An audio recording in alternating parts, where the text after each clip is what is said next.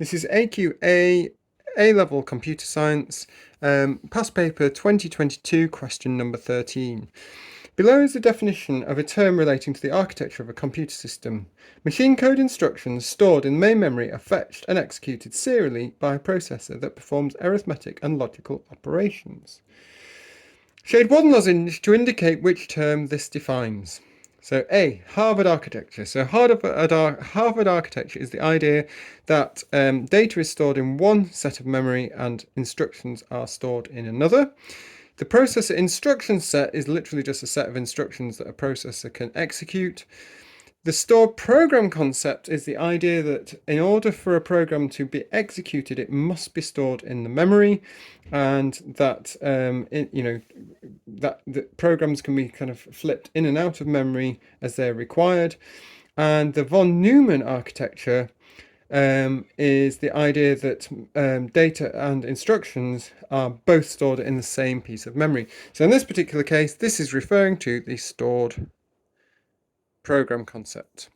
Explain why computers usually have secondary storage devices. Right, now, back in my day, we were very, very aware of what secondary storage was. You know, hard drives was a symbol of how cool you were. The bigger your hard drive, the cooler you were. And my first computer had 40 megabytes of memory on its hard drive.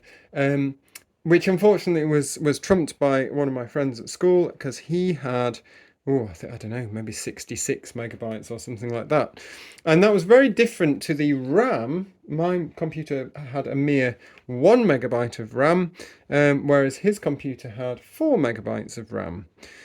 So, this idea of kind of RAM as in where the program is stored when it's executed is very different to the secondary storage where things are stored when you switch the computer off. Okay, so why do desktop computers usually have secondary storage? Well, good question. Well, you need to store, basically, to store data. To store data and programs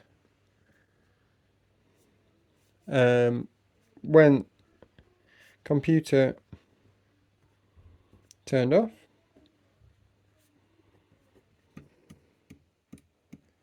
And when else do you need? So something else. So we could say to transfer data between computers. So, for example, you might put them on a like a USB drive or something like that. To transfer data between computers. Please don't write as messily as me. And you could say to store data that won't fit in RAM. Okay, so it basically gives you additional storage. Okay, and that's kind of about it, really. So, last question for the whole exam paper. Computer is fitted with a solid state drive.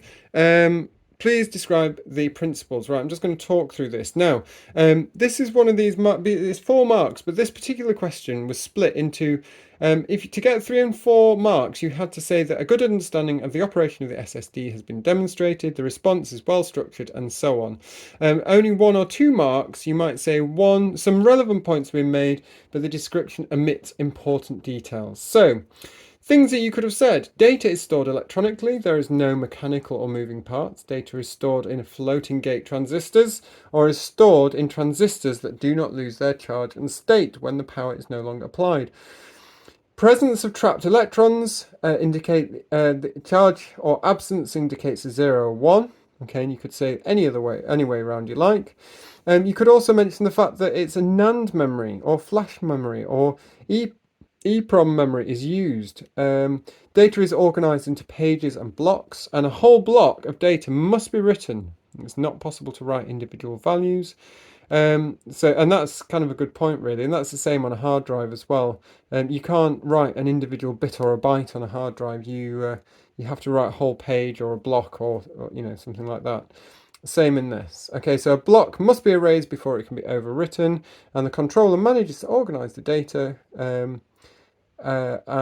the controller manages the reading and writing of the data. The end.